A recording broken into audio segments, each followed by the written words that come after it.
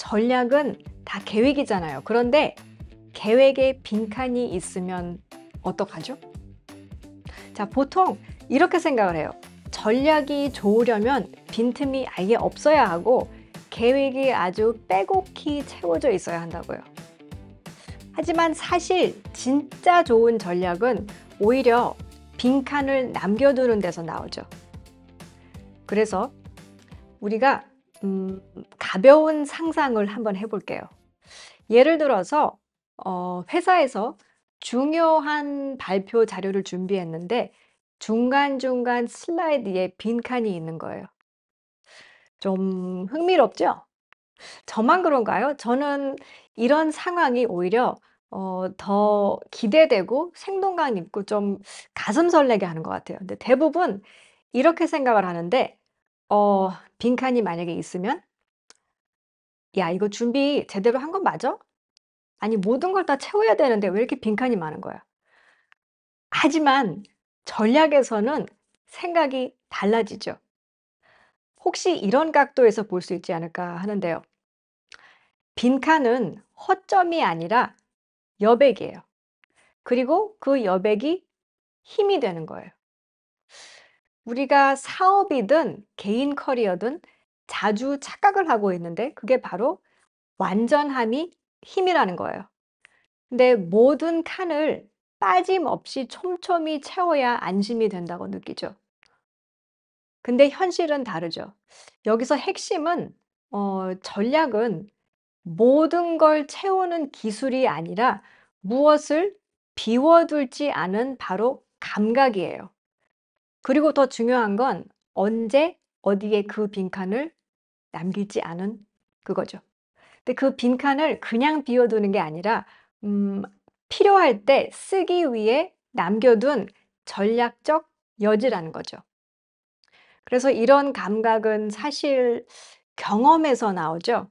그래서 여러 번 부딪혀 보고 한 번쯤은 좀 실패도 해 보고 계획이 완전히 무너져 본 사람이 어디까지 채우고 또 어디부터는 남겨둬야 하는지 알게 되는 거예요. 그래서 그 덕분에 발표 중 예상치 못한 질문이 나오더라도 좀 더 유연하게 대응할 수 있고 또 팀원들에게 스스로 채울 수 있는 이런 공간을 줌으로써 참여와 책임감을 더 높일 수도 있죠. 자, 그래서 실제 경험담 하나 더 들어볼게요. 자, 어느 한 분은 어 15 분짜리 발표, 15 분짜리 발표를 2달 전부터 완벽하게 준비를 했어요. 그래서 준비하는 과정도 아주 조바심으로 가득 찼죠. 모든 질문을 예상하고 막 답변까지 작성하고 슬라이드는 버전 12 까지 갔어요. 심지어 매일 밤 아이들을 재워 놓고 다시 일어나 그 15 분짜리 발표를 또 붙잡았어요. 결과요? 발표 전에 이미 지쳐 버렸습니다. 그래서 여기서 과도한 채움은 효율을 갉아먹고 현장 대응력을 떨어뜨려요. 근데 반대로 여백을 남겨둔 거는 긴장을 완화시키고 이 상황에 따라 조정할 여지를 남기면서 우리가 예상치 못한 순간에도 유연하게 대응할 수 있어요.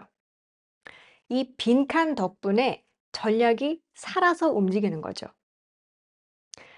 그리고 인제 또 하나 인제 제가 얘기를 할 건데 비슷한 건데 간혹 미디어 인터뷰를 하는 사람들을 보면은 말 그대로 원고를 이렇게 한 글자씩 읽는 경우가 있어요. 그래서 눈이 이렇게 스크린을 따라가거나 아니면 이렇게 안경 쓰신 분들 보면은 이 화면에 이렇게 문서를 이렇게 띄워둔 거를 이렇게 좀 따라가는 게 보이죠. 근데 여기서 문제는 한 3 가지가 있어요. 그러니까 어 첫 번째 문제는 가장 눈에 띄는 게 이 사람보다 종이 위에 이 글자처럼 들린다는 점이죠. 그러니까 청중이 말하는 사람이 아니라 문서를 보고 있는 느낌이 더 강해지는 거예요.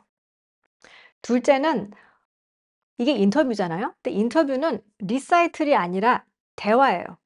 근데 대화라면 좀 예상치 못한 질문에도 좀 자연스럽게 반응하면서 약간 우리가 실수를 해도 그걸 잘 소화시키면서 전문성이 전달돼야 되는데 우리가 이 스크립트에 이렇게 딱 묶여 있으면 대화의 흐름을 놓치게 돼요. 셋째는 무엇보다 이 빈칸과 여유가 없으면 컨틴전시 대응이 어렵죠. 그래서 대부분의 인터뷰는 순서대로 진행되는 게 아니잖아요. 그래서 질문이 바뀔 수도 있는 거고 예기치 못한 상황이 발생할 수도 있어요. 근데 그럴 때 우리가 이런 빈칸을 좀 남겨두면 그런 분들은 자연스럽게 웃으면서 대처하고 또 대화가 더 생동감 있고 전문성이 훨씬 진짜처럼 자연스럽게 전달이 돼요. 그리고 또 우리가 보는 사람 입장에서도 훨씬 덜 부담 갖고 좀 편안하게 볼 수가 있죠. 자, 그래서 어 이 빈칸이라는 게 저희가 한번 정리를 해 볼게요. 어 전략의 빈칸이 단순히 있어도 괜찮은 것이 아니라 왜 꼭 필요할까요? 자, 그 이유는 또 세 가지인데요. 첫째는 유연성. 세상이 변하면 전략도 변해야 되죠. 여기서 인제 이 변화라는 게 꼭 거대한 외부 충격 그런 게 아니라 예상치 못한 돌발 질문, 갑자기 바뀐 일정, 뭐 즉석에서 이렇게 해야 되는 협상 같은 거, 그러니까 이런 작은 변수 앞에서 빈칸이 있는 전략은 즉시 조정이 가능하겠죠?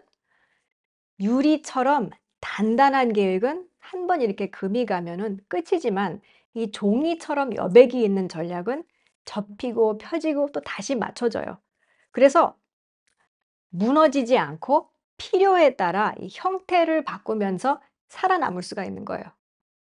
자, 둘째는 참여. 리더가 모든 답을 알고 있을 필요가 없어요. 빈칸이 있으면 이 팀이 스스로 채워 넣습니다. 그래서 그 순간 전략은 리더의 지시사항이 아니라 우리의 전략으로 바뀌는 거죠. 그래서 한번 생각을 해 보세요. 오케스트라는 각자가 자기 파트를 연주하면서 동시에 이제 지휘자와 리듬과 조율에 맞춰 움직이는 거잖아요. 그래서 모든 걸 미리 다 정해 두는 게 아니라 빈칸이 있기 때문에 서로의 호흡이 살아나는 거예요. 근데 전략도 마찬가지예요. 자, 리더 혼자 다 채우는 게 아니라 이 빈칸을 남겨둬야 팀이 함께 채우고 그게 바로 우리의 합주가 되는 거예요. 그리고 참여 없는 전략은 결국 그 리더 혼자 떠안게 되고 이 속도나 지속성도 좀 떨어지고 참여가 있는 전략은 팀 전체가 함께 움직일 수가 있어요. 셋째는 회복력. 빈칸은 전략의 안전장치이기도 합니다. 그래서 한 조각이 빠져도 전체가 무너지지 않게 하는 힘이고 문제의 구간을 다시 그리거나 아니면 다른 길로 연결할 수 있는 이런 여유를 제공하죠. 근데 회복력이 없는 전략은 카드 하나만 빠져도 탑 전체가 완전히 무너지죠. 근데 빈칸이 있으면 쉽게 무너지지 않습니다. 그러면 이거를 실제로 어떻게 써먹을까요? 첫째는 이 must have랑 could have를 분리를 하는 거예요. 그래서 모든 걸 다 결정하려고 하는 게 아니라 열어둘 항목을 명시하는 거죠. 둘째는 결정 시점을 정하죠. 지금 결정해야 될 건 뭔지, 또 다음 스프린트로 미룰 건 뭔지, 또 외부 신호가 들어올 때까지 기다려야 될 건 뭔지 구분을 하는 거죠. 셋째는 이 빈칸마다 가드레일을 붙이는 거예요. 만약 A라면 B, C라면 보류. 그래서 같은 이 단순한 룰만 있어도 빈칸은 이 무질서가 아니라 살아있는 전략의 공간이 되죠. 그래서 이 정도만 해도 전략은 단단하면서도 이 숨쉬는 구조로 바뀌어요. 자, 그러면 어 전략의 힘은 꽉 찬 문장에서 오는 게 아니라 빈칸을 어떻게 쓰느냐에서 오는 거예요. 한번 주변을 둘러보세요. 내 계획에서 내 계획에는 어떤 빈칸이 있고 또 어떤 빈칸이 필요할까요? 그래서 그 빈칸이야말로 내 전략이 무너지지 않고 오래 살아남게 하는 힘일지 몰라요. 그래서 오늘은 여기까지 하고 다음 시간에 또 함께 하겠습니다.